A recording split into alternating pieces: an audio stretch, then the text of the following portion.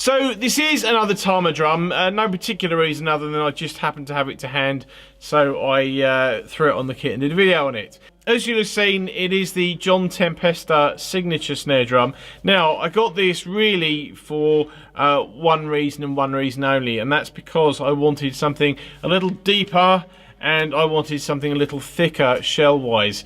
This shell is a 14x7 and it's a 2mm thick brass shell, which means it's you know, it's relative terms a good deal thicker than all of the other sort of brass drums that I have, except for the couple of DW Bell brass, which are slightly thicker shells, but they're not quite as deep.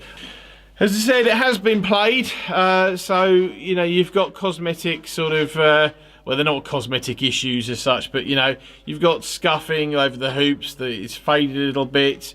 You know, the hardware's, you know, this was a little bit stiff when I got it, but I took it, actually it was the other one, but it is actually a dual mechanism.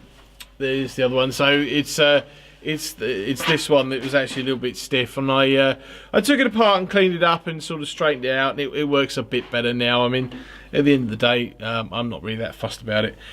So you've got, as I said, 14x7 2mm brass shell.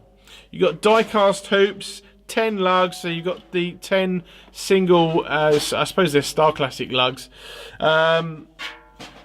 You've got the John Tempesta badge. I know he liked this. I watched a few videos before while I was thinking about getting this drum. He digs this badge. I was never really that big a fan of it. I guess it's sort of maybe grown on me a little bit, but you know, it is what it is.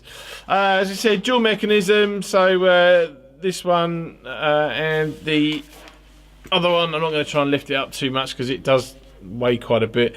There you go. You got a brass air hole grommet, and it came with, actually I think it came with a mixture of heads on it, so I put a coated ambassador on it and a clear hazy on the bottom. This came with an ambassador coated on the top, and I took it off because it kind of needed changing.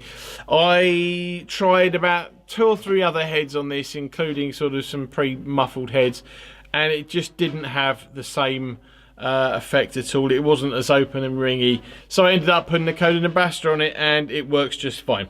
It did come with the original 42 strand wires on here as well, but I took them off because I think one of the strands had gone, and this drum is well, as I said, it's been played, so they probably needed changing anyway. Thankfully, the bearing edge is, sorry, the snare bed is probably sort of there to there, and the bearing edges are actually it's, as you'll see in a minute, they're not rounded over. They're sort of straight walled. Yeah, they're straight wall with a little bit of an edge on the top. So all in all, though, as you'll hear, I mean, I've done it at a couple of tunings. For me, this really, actually, this works well kind of at any tuning. I tend to have it sat in the middle. I kind of like it there. It does high quite well, and it does that fat sort of splat as well.